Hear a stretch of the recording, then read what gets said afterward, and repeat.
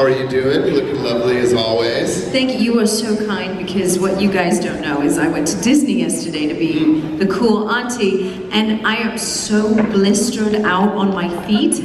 And what shoes were you wearing? I was wearing flats. Yeah. But I still got blisters. Yeah, it's a lot of walking. It's a lot of walking. Yeah, it's hot here in Orlando too. You know, I love the heat because being from England, we're not used to this kind of heat. But the humidity, I'm not used to. So yesterday, forget it. I just gave in. I said, frizzy hair, go frizzy. Makeup, melt off my face, melt off my face. It's fine, it's fine.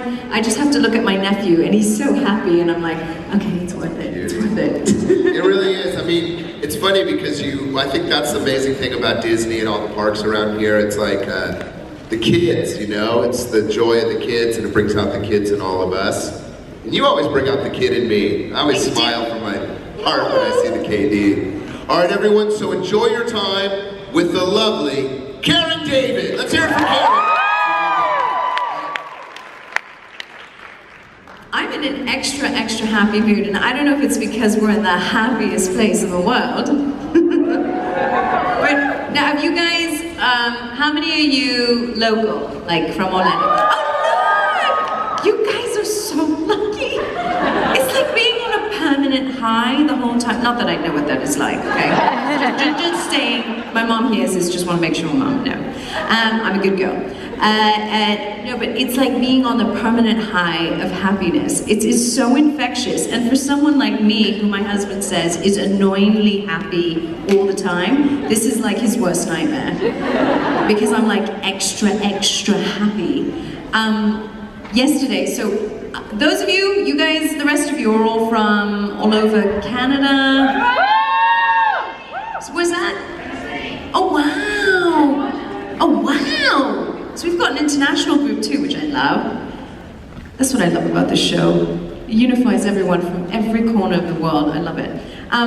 So yesterday, I decided on this trip that I would be cool auntie because my 11-year-old nephew is having his birthday in a few days. So my sister came, and my husband's here too. They're not here right now because guess where they're at?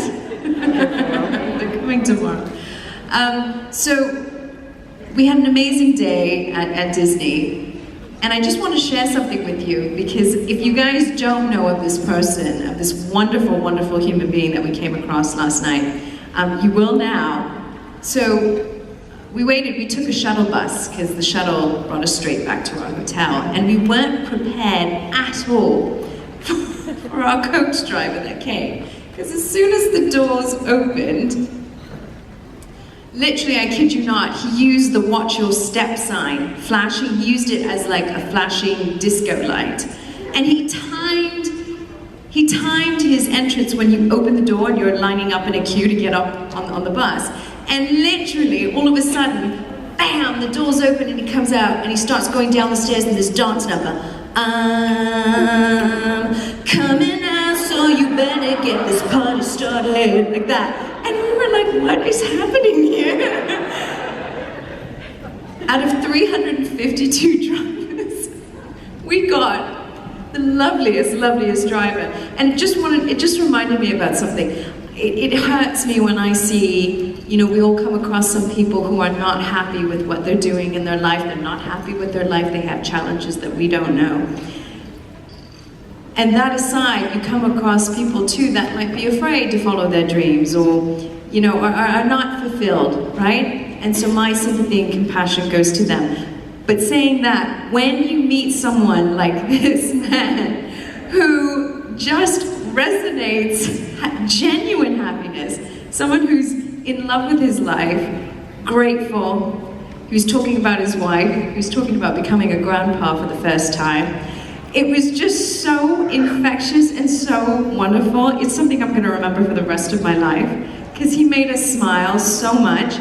I don't know if you can see, I brought my phone for this purpose, and I don't know, I just have to play you a little snippet. Do you mind? I just want to start off on this note, because I thought, since we're all here in the happiest place in the world, this is going to make you, if this doesn't make you giggle, guys.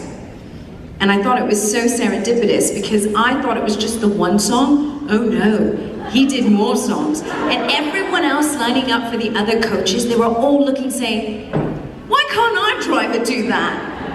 So I don't know if you can see it. Can you? Is it seen? Is it showing or no? I don't know. Is it too much light? Yeah. Too much light? Darn! I want to. Oh wait. Now can you see? Is it better? Is that better? This is better? To the left?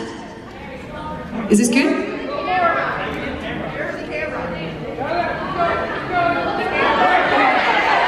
I am not going to move.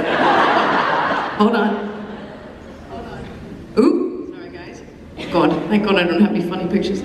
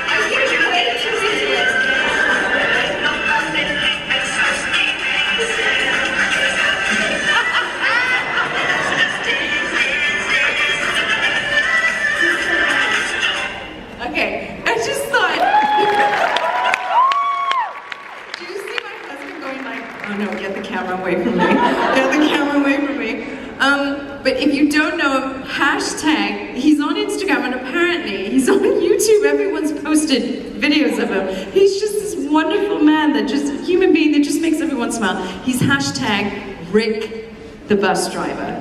So Rick, this is my shout out to you because you made our day. Anyway, that's my little happy story. Should we start here? Are you wearing an occupation printer? Oh. That's perfect. That's perfect. Yay! I know this is the Once Month Film Convention, but I want to know like what your experience was working on Timeless. So any Timeless fans? I don't know if you saw the Timeless Writers Room on Twitter a couple of days ago, posted up some deleted scenes. And they've been doing that for each episode. I can't believe we're still waiting to hear for a pickup, and I really, really hope they get it because A, there's not enough shows like Timeless on TV, and B, the cast and crew are so wonderful and so much talent, they deserve it. They deserve it, so I hope NBC, please, pretty please, I'll dance for you. So it was such a wonderful experience. Everyone just embraced me when I came in. And like I said with Once Upon a Time, when you go onto a new show, especially if you're only going to be on for like a short period of time, like Timeless, then you just hope that everything's going to be cool and all that. And they were so lovely. They were so nice. We had so much fun. I kept laughing so much in between. It doesn't take me much to laugh. I think you guys noticed that by now.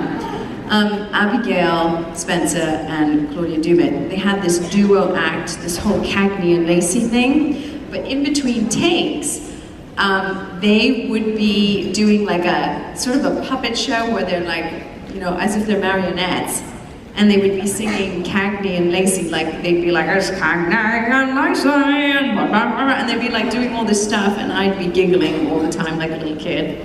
They had this ongoing theme. Whenever usually we're delirious from fatigue at 4 in the morning filming, they break out the Cagney and Lacey song. So if you ever see them, ask them to do the Cagney and Lacey song for you. Thank you. Thank you. Hi. Hi, Karen. Hey. Timeless is great and everything, but I really want Gallivant back.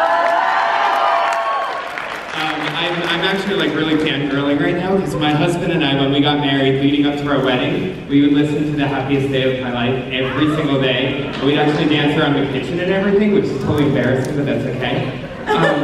So I want to know, what was it like working with the amazing Alan Lincoln? Oh, well, first of all, so loads of Gallivant fans. If you're coming to the concert, concert tonight, I'll be singing a song from Gallivant. So I hope you come because it's a lot of fun. But, you know, no one, if anyone had ever told me when I was a little girl that, because I was in choir class, I remember being in choir and all of us singing these Alan Menken songs, and never in a million years would I ever think that one day I would be singing in front of Alan Menken himself. I mean, I've never been so nervous, and Alan is a true Disney god genius, and it was just a dream come true. It's like imagine your childhood dream, whatever it is, and imagine now, years later, it just flashes right in front of you, and it's actually happening, and you're like, oh my gosh, someone pinch me. It became more real during the rehearsal process of Gallivant. We have minimal time to learn our songs and everything because it's such a quick turnaround. So I still to this day am so tickled because in my inbox I would get demos of Alan Menken singing my songs that he wrote for my character, and it's a dream come true. It's little things like that. It tickles me so much that you and your husband had Happiest Day. You didn't sing the part that I did, right? Please tell me. We Not the big one. No, we did both. It was so much fun. And we like hung around the kitchen. Did you? Yeah. But you don't say true, my husband's only 11. Oh, no. He would, but I wouldn't. But see, he didn't have the evil wormwood cast a spell on him, so that's okay. Thank you so much. Thank you. And just so you know, with the whole More Gallivant thing, if you haven't signed the petition, there is a More Gallivant petition which you guys started up and has been gaining momentum. And I can tell you, when I last spoke with the producers from Gallivant, they are very keen to see what the possibilities are. It's a lot of it has to do with boring legalities, which I don't want to bore you with, but just know it is a long process. And I think I told you guys in the beginning of the More Gallivant campaign that you guys started, which has been so wonderful, incredibly overwhelmingly wonderful. You have to think of it like a marathon, because some days there's a lot of waiting time for answers in between. So keep signing that petition, because they're trying, and just knowing that they're trying to see what's possible is really exciting. Right? It's worth a shot, right? Hi, my name is Lauren. You alright? You handle it? I usually do that all the time. Hi, my name is Lauren. He stole my questions. Did he?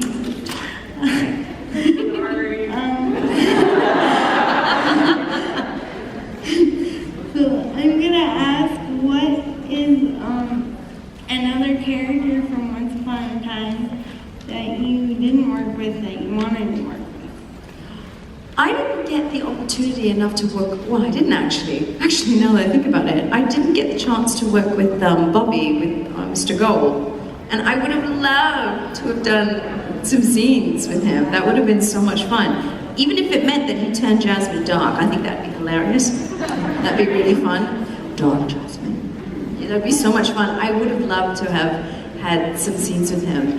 I mean, I got a taste of what it was like to have some scenes with Bex, with Emily, and absolutely fell in love with them and wanted to just play more. But maybe in another reincarnation or something. And one more thing, since you went to Disney, did you meet Princess Jasmine? I didn't get a chance to. You know, everyone said you have to take a picture with Princess Jasmine, and I really wanted to, but then it's, you know, my nephew, it was his birthday, he goes, I really want to go to Pandora and go on that, and I'm like, we'll go to Pandora, which was amazing, by the way, and absolutely worth it. But I didn't get my chance, so I'm just gonna have to fly back again on a magic carpet and take a picture with her. Thank you for being here. Thank you. Thank you for having me. Hi. Hi, Karen. So I have another Gallivant-ish related question for Yay. you. So I was a big fan of Gallivant, obviously a big Once Upon a Time fan. I want to know, in your opinion, who was a more fierce villain, Madalena or Jafar? Well, that's a tough one. Both of them are fierce. I always knew Mallory had loads of fun playing Madalena. And it's only now that I've realized what it's... Oh, no, wait. I don't want to say too much. Have you guys seen Criminal Minds? Well, who hasn't seen the season 13 finale? Because if you haven't seen it, I don't want to give any spoilers. Go for it? Are you sure? I'm so sorry because you haven't seen it. Just close. You know what I do? I close my ears and go la la la la la la la la la la. Just do that. I got a taste of what it's like to play a baddie from Criminal Minds, and I'm going back in today's June. Oh, it's June now. So next month I'm going back. So I'm having so much fun. I'm like, wow. So this is what it's like to play a baddie. It's like all the things that I don't naturally or would ever do in my real life. I thought, well, now this is what it's